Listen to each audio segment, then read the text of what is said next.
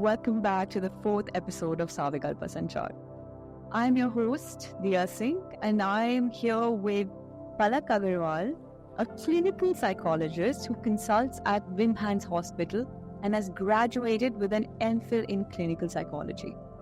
Today, we'll discuss stress and anxiety, opening the floor for you guys to clear all your doubts with Palak. Thank you, Diya. That was a very warm introduction, firstly.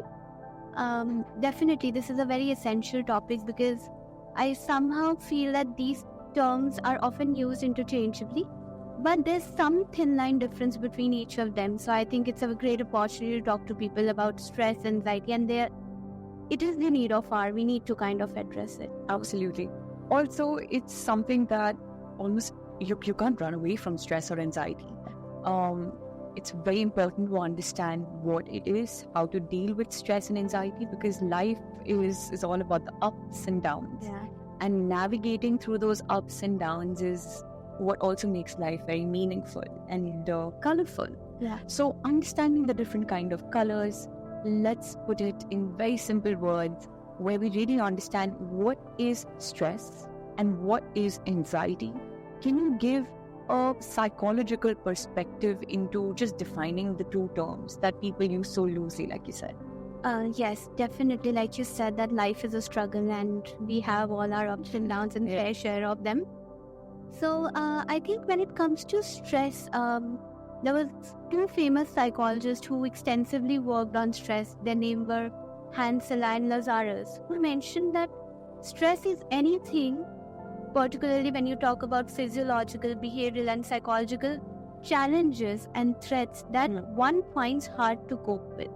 So it's not something that, this is stressful or that is stressful that people casually say. One is finding hard to cope. The stressor is placing so much of demand on you that you're not able to cope with it on your day-to-day life, and it kinds of impacts your own behavioral parts, your psychological parts, your emotional parts, as well as physiological conditions. Correct. So when you talk about stress, I personally feel it's on the spectrum. It's not a terminology which conclusively is definitive in nature. Rather, it's very subjective for everybody. I might have stress, you might have stress, and we both may choose to respond entirely differently. Correct. And also, I personally feel that the life conditions that each one of us have, the context that we live in, are very different. So one cannot definitively say that this person is perfectly coping or that person is perfectly coping. Everyone has a story of their own. Yeah. So I feel when we talk about the spectrum of stress, there are majorly two components that we talk about. What is a functional or a eustress, and what is a distress? So supposedly, let's take an example. For example, you might have a performance or your examination tomorrow, right? All of us have felt that kind of stress in our lives.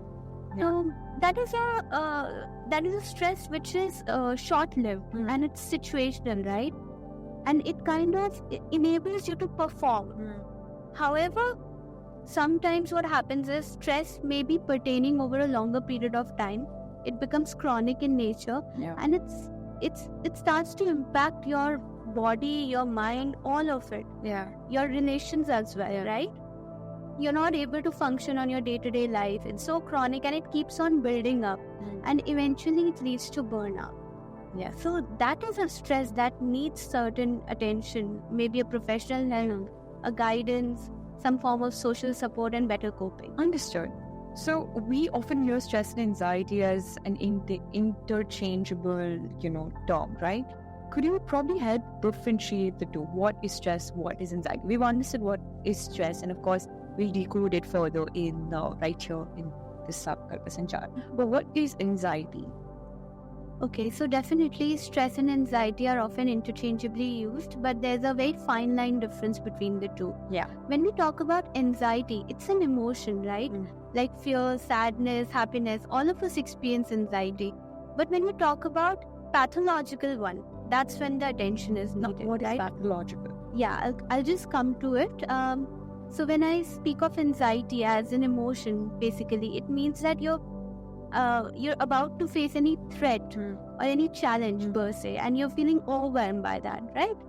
And supposedly there's a snake in the room. You're gonna feel, even though snake has not bit you yet, but you're gonna run away. Yeah. So that's a functional anxiety. Yeah. And our brain is hardwired. Yeah. Man has lived in caves, so we're all hardwired to experience anxiety. Survival instinct. Yeah, it's a survival instinct. But a pathological one is sometimes a perceived threat, right? I might not have an actual stimulus or actual situation which is threatening, but I'm perceiving it to be threatening. And it's so much so, it's very chronic and it's very intensive in nature that I'm not able to cope with it in our day-to-day life. It's causing symptoms like restlessness. It's putting my body on flight and fight mode consistently. It's causing a lot of physical conditions, heart palpitations and all these headaches, probably constipations and palpitations, these symptoms, right? And when we talk about anxiety, like I said, again, similar to stress, it's on a spectrum. So some amount of it is functional, which is situational.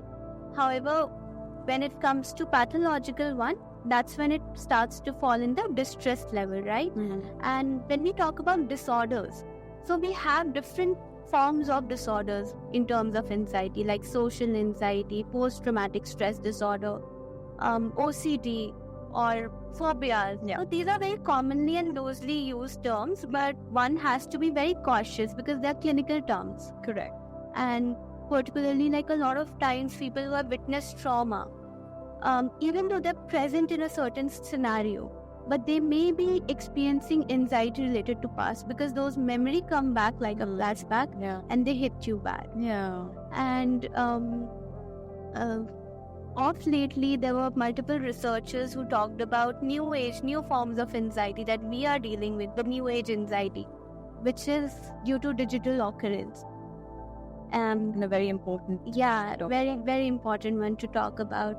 A lot of times in my own work, especially because I'm working with young adults and teenagers, so they tell me that, ma'am, it's not good enough until it matches certain standards.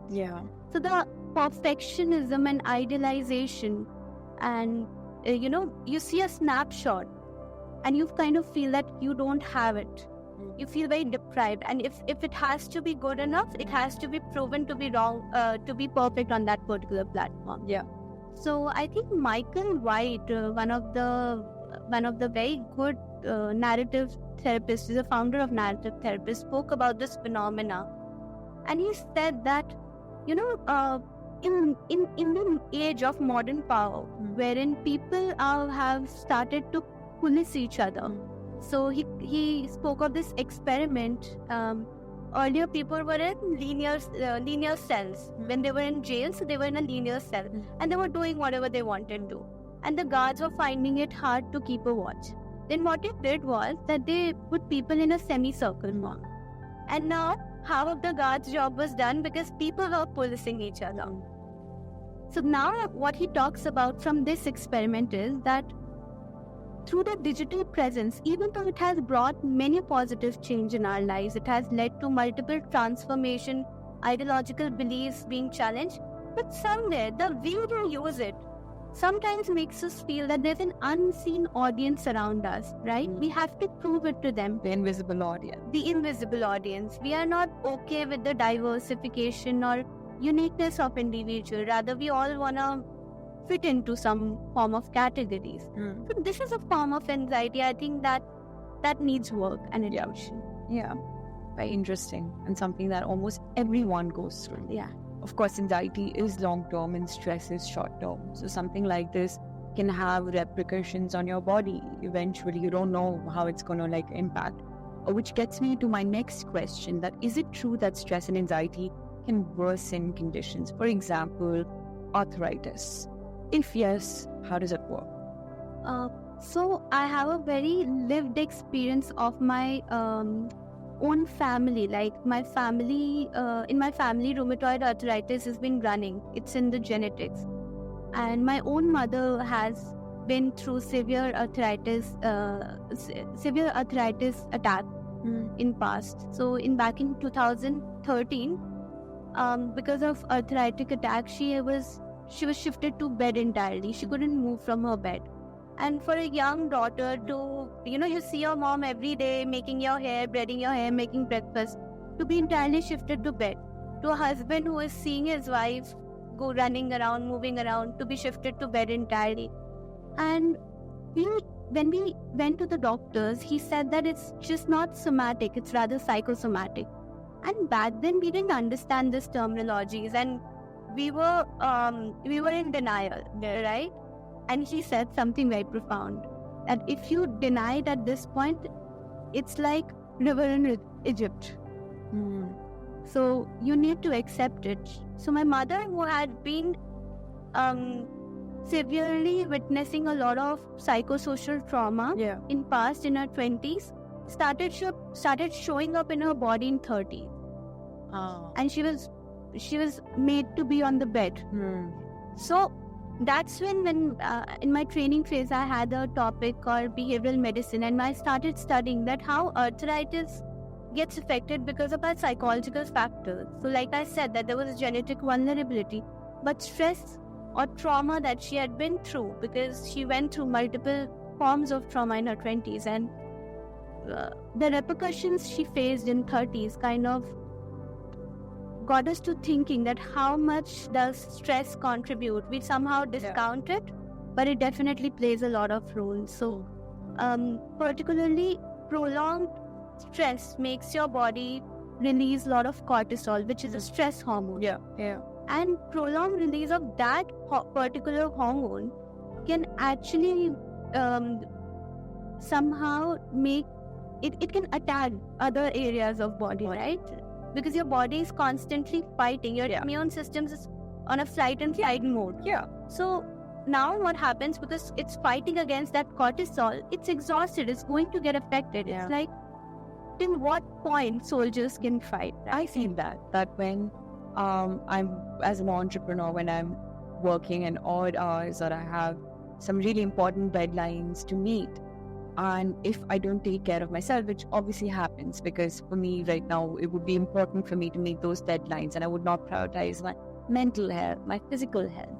But if I continue with that routine for 5 days, I guarantee on the 6th day I'm in bed, like I have viral, like cold, cough, and then I'm sick for 5 days. So it always makes me think, like every time I have a stressful deadline or an activity, even if it's sometimes a social gathering, the pressure of sometimes meeting new people can also get you really anxious. It's very important to keep reminding yourself that you're feeling this, to not live in denial, what you said. And is it something that you genuinely practice as a young 20-year-old? In your 20s, not a 20-year-old, in my 20s. No, she looks young to be 20, but yes, in your 20s. Definitely it is hard, I won't lie, because there are, at every stage in life, the stressors keep on increasing. And to be able to strike a balance, I feel that it's a very idealistic word altogether. But to be able to strike that, it takes efforts, every conscious effort. So like I was discussing my mom's lived experience, I have seen my dad taking a very strong step back then. So I saw him cutting down all the people who were condescending, dismissive and toxic in nature. Because even though we cannot fix things in past, what has gone wrong when she was not married, but what we can do at the moment. And he sort of enrolled her into music. And I'm telling you, it has worked wonders for her. I come back home and, we are all stressed when we are coming back. But the environment that she has built around, so she's downloaded some application and she's singing, dad is singing, and it's a very positive environment. And it's an environment which celebrates art, music, culture, and it unwinds your brain. So I will say for myself, I'm learning, but my parents took that conscious step. They were very conscious about it, that it's very important to unwind. Such a beautiful thing you said, to create the environment. You can't do anything about your past, right? And everyone has a past. And of course, if that past has given you stress, it's going to show later. But what you can do is you have control in that present moment, to accept, how you're feeling. B, to take an action about, what you're feeling. Before we get to some tactical questions, I want to just understand this phenomena a little bit better. My question to you now is that what's the chain of events occurring inside a body that leads to this phenomena? So, for example, you have a problem, or you feel stress, and then eventually you get a problem because of that. So what's happening in the body from a clinical psychological perspective that you can shed light on? Right. So, our body is basically René Descartes, who's a great French philosopher. He spoke of very essential component that body and mind are not separate entities. They interact, right? A lot of time we either drag our mind so much till the point that our body hits that alarm clock. Yeah. Right? It's the alarming point. And that's when we start paying attention. But that's too late. Yeah. So, mind and body both are very, very, essentially very, very interactive in nature. And there are definitely, like you said, that chain of events that happen in our brain and body. So our brain kind of, whenever stress occurs, our brain gets signaled that, okay, now I have to activate the body to deal with that stressor, right? It's gonna sound very technical, but I'm anyway gonna say because it's a technical question. So hypothalamus, right, kind of triggers the other parts of our body to release essential hormones, right? Essentially the pituitary gland, and then that kind of alarms ACTH, and that happens to release the adrenal rush, and the adrenal gland kind of releases the cortisol. So it's like a whole chain, but it's too technical, so I'm gonna just simplify that it's basically when our brain processes that there's a stressor, it's signaling our body to release the stress hormone, which is cortisol. But when that stress is prolonged, right, because our body is fighting, but it can fight to a point. It needs rest and break. Your body can't be on flight and fight. It's going to show up physiologically. So either you're going to experience, like arthritis is a one condition, right? It's very much psychosomatic. I have my own family been through going through that, and multiple people being witnessing and dealing with rheumatoid arthritis, my own mother, and how regulating stressor kind of played a role over there. Then when you talk about gastro issues, even I get personally a lot of referral from dermatologists. A lot of skin conditions are triggered because of stress.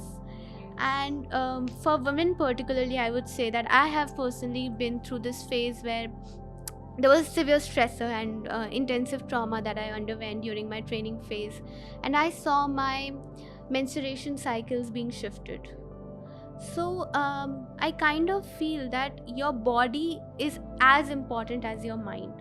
Sometimes don't overburden your mind so much that it starts affecting your body. From basic sleep to appetite changes to developing certain diseases, right? Everything is interconnected. In fact, lot of physicians, like I mentioned, dermatologists, we get a lot of referrals from particularly neurologists and all these people. People who are dealing with neurological conditions, whether it's Alzheimer's, dementia, they're also recommended for psychosocial support and rehabilitation. People who are dealing with probably cancer and severe traumatic brain injury and all these things, we are getting referrals from them. So it's a very comprehensive and cohesive work. In fact, this year Olympics covered mental health. So it's very nice to see that how people now realizing the role of mental health in our lives. Awareness. Yeah, they're aware. In fact, WHO says that health is just not absence of disease. It's much more than that. It's your well-being too. Absolutely. Yeah. So absolutely. Now we've understood what is stress. We've understood what is anxiety. We've shared our personal stories as well to make our audience understand as well. What are some exercises, tips, tricks, medications, or mindful practices that can help treat stress and anxiety? What are some ways to help center yourself when stress or anxiety becomes very overwhelming? Yeah, that's a very important one. I think that stress is inevitable. We are Of all course. gonna witness that, and Some point or the other. yeah, we all have our personal fair share of struggles, and there's nothing as massive or smaller ones. Yeah. It's subjective for everybody, right?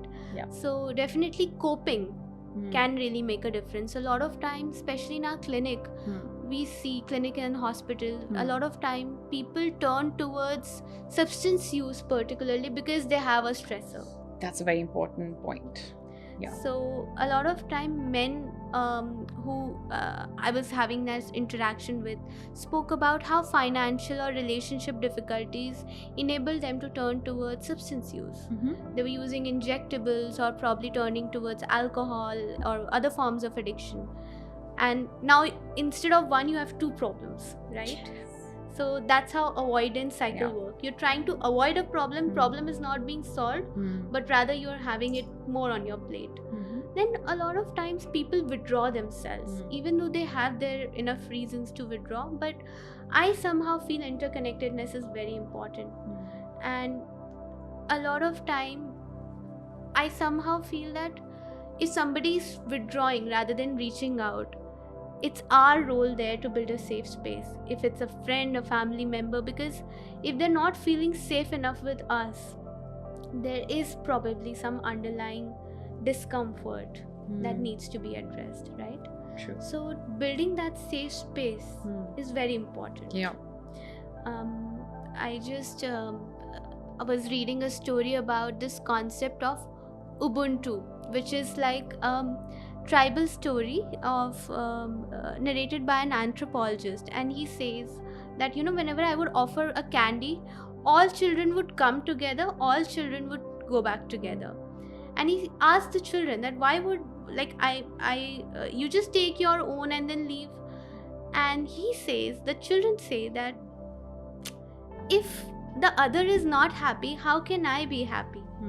So Ubuntu says that I am because we are.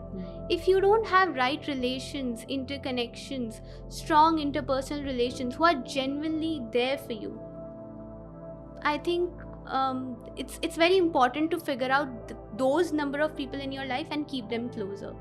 And at the same time, setting limits with people who are condescending and dismissive, because they take a lot of energy. They take a lot of energy, and they are not adding to anything in your life. Correct.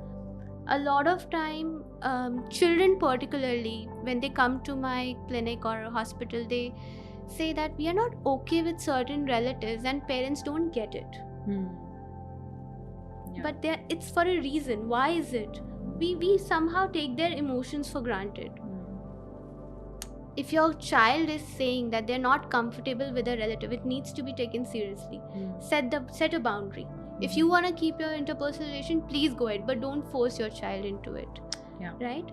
In fact, even if there are certain words that are being impactful and hurtful by the other, in the name of honesty and bluntness, I don't think it's the right way to go about it. Somehow we tend to say that it's okay, family mein to hi bola hai, itna kya dil pe lene ki baat hai, and you should not be taking it to your heart. And that's somewhere dismissive, being dismissive of others' emotions. I genuinely feel that's very true. It's very hurtful. It's very hurtful. In fact, Professor Dumbledore says that words are inexhaustible source of magic. They have the power to heal, and they have the power to injure one. Yeah. Wow. You've got so many quotes coming from Palak today. You can also share your favorite quotes in the comment below, and she'll I'll go through that. But I also feel like one thing that really helps me ground when I'm being stressed, when I'm feeling stressed, is having a routine. Yeah.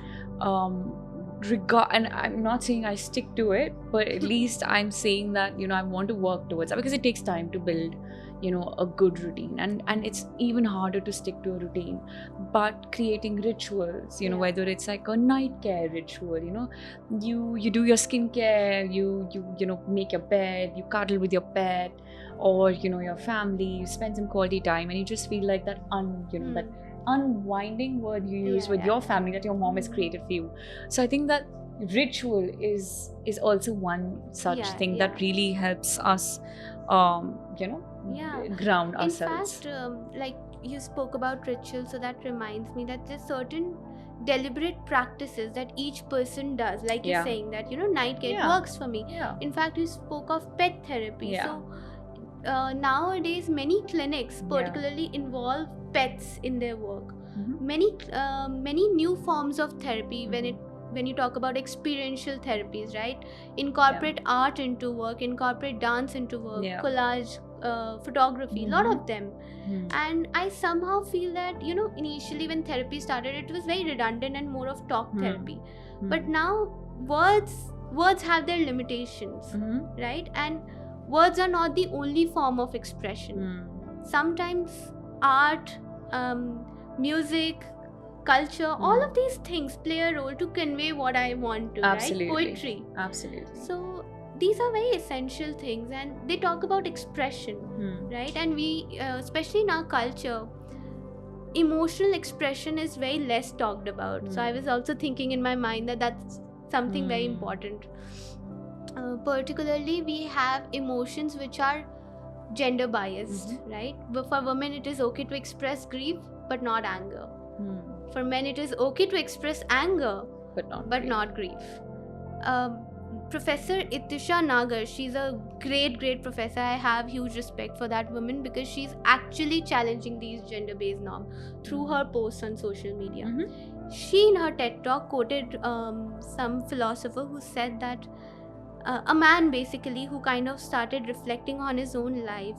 So he said that I sat with my anger for days and days and hours, and I discovered that beneath that there was a deep sorrow and grief.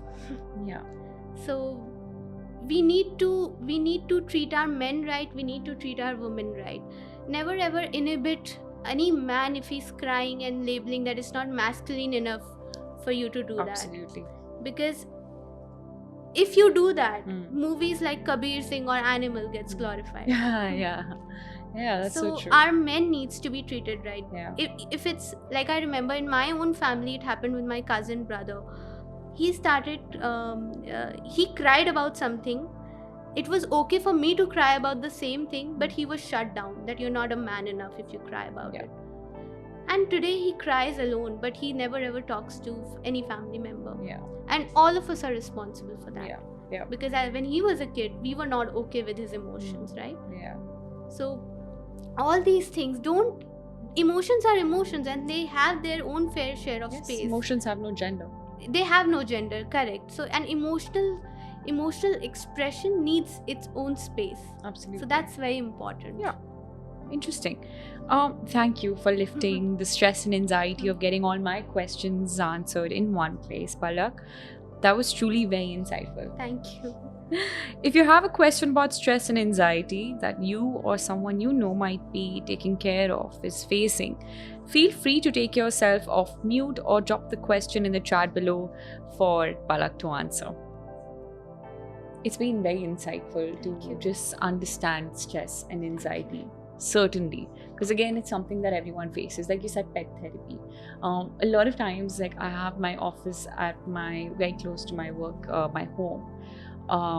So every time I'm in either of the offices, I have the opportunity to take my pet dog with me, whose name is Moose. And whenever I get stressed, I hug him.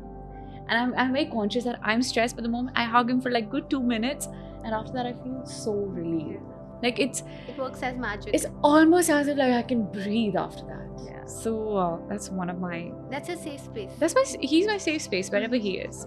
We actually have we have a question from Neil Menon, and we have another question from Panigiri. I'm sorry if I'm pronouncing your name incorrectly. Should we begin with the questions? All right. Also, just a reminder, if you have any quotes for Palak to know, you can drop them down as well. I have this pit in my chest every time I think about the future, and it sometimes turns into hours of worry. Is that stress or anxiety? Or could it have been more indicative of a mental disorder like depression? So, with this person who is witnessing this kind of I would call it like a throbbing or a pit in chest, like he mentions, that I think somehow, like he said, that there's a throbbing sensation. How he's interpreting it, right? Like what is it that is making him what is it that is leading to this symptom. And seems like on a very superficial level, because it's not ethical for me to comment based on one symptom, right? It could be indicative of a comorbid. Probably the person might be having the anxiety, but probably may have been witnessing some depressive episode. Probably the person might just be having this symptom and not other forms of anxiety clinical symptoms, right?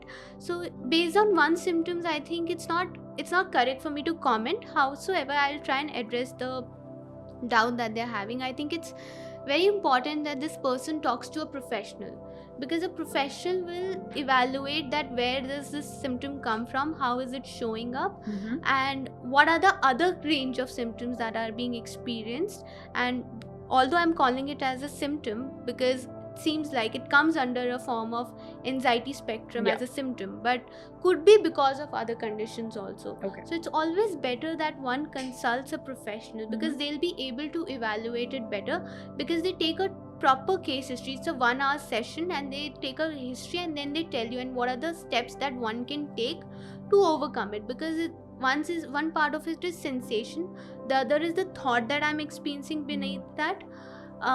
Why is it happening, how is it showing up, how is it affecting my life, all of it. So it's very important that this person kind of reaches out to a professional. Understood. The second question is, how do I know when should I be taking medicines for my stress? Until when should I be managing it myself? Okay, that's a very important question, and thank you for putting it forth, because that's the question that most of the people in our work also we witness. They have this doubt. So I think the time that stress starts to impact your physiological states, like some people may have certain palpitations, some people may have a withdrawn behavior, their sleep and appetite is being affected, and biological functions, their activities of daily life is being affected. So it's very important that they reach out to a professional. They can reach out to a psychotherapist or a psychologist for the therapeutic or non-pharmacological treatment, and a psychiatrist for a medicational purposes. These medications are basically psychotropic drug which acts on certain brain chemicals, and they regulate that to help you cope better and overcome these symptoms. And therapy works on thoughts, feelings, behaviors, emotions, and relationship dynamics. So it's a teamwork. Yeah, it truly is. It's it. We'll wait for some more questions to come in. But before we, wait for a few questions to come in, and before we wrap it up, could you probably, share a very your opinion on whether stress is always bad?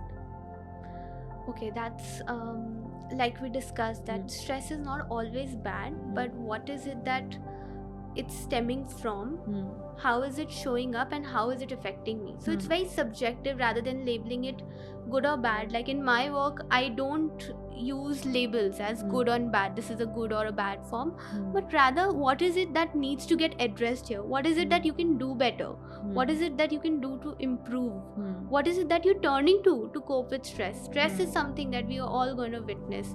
Absolutely. But what do we turn to? Do I have that access to my safe space? Do I turn to unhealthy coping strategies, whether it can be withdrawing, whether it can be outburst, irritability, or it can be turning to substance use or other forms of addictions, or the person is actually relying on more of positive coping styles when you talk about resilience, grit, and using a lot of like you said, rituals, routines. So I think one of the papers that I was reading, it was from a work of an Arab woman who was undergoing a lot of racism, and she spoke of how she kind of uses information clarification and humor in her work to deal with the stressor. So she's dealing with racism at a larger level, right? And she cannot fight with everybody, but she uses information sharing, which means that somebody asked her, why do you wear hijab? She went on to explain the entire concept of it, and she saw that person actually listening to her and changing their perspective towards it. Got it. So humor is one way that she was dealing with. So people actually deal with stresses in different way, and they need to be acknowledged and respected for that. Absolutely. We've got 2 more questions. If I take these medicines, can I just take alternative options instead of conventional ones because I don't want to take pills?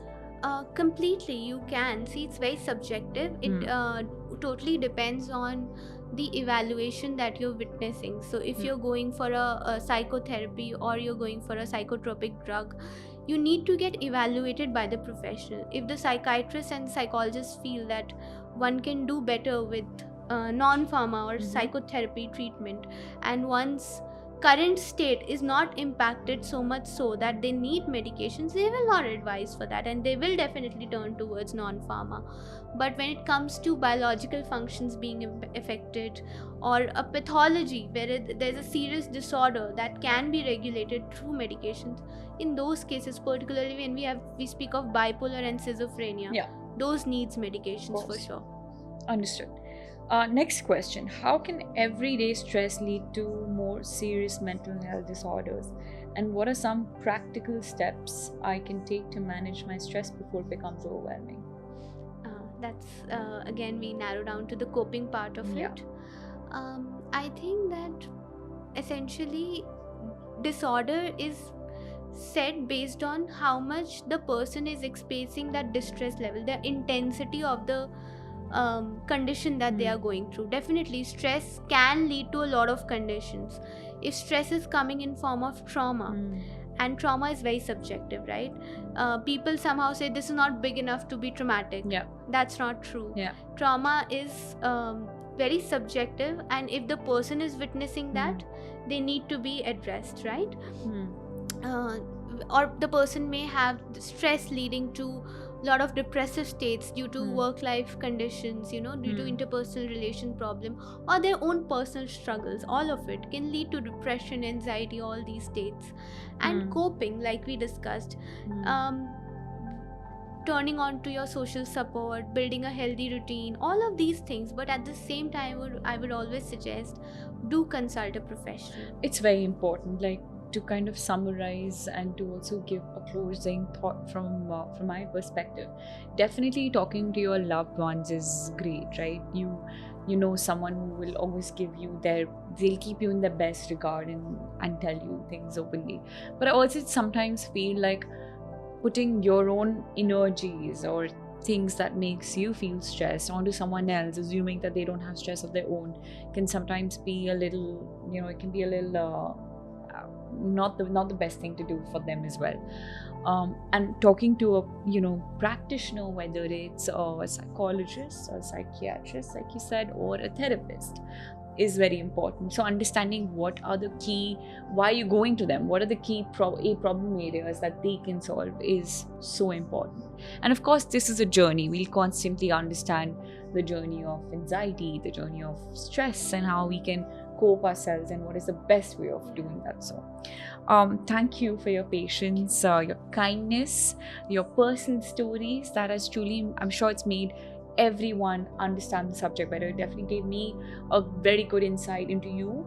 And just for our viewers, Palak actually is an artist. So I know that her way of coping up with stress, one of them is some fantastic art. So you can also reach out to her, not just for professional help, but some tips in how to become a better artist. Thank you. I'm sure everyone here feels a little bit more confident in dealing with stress and anxiety. I know I do.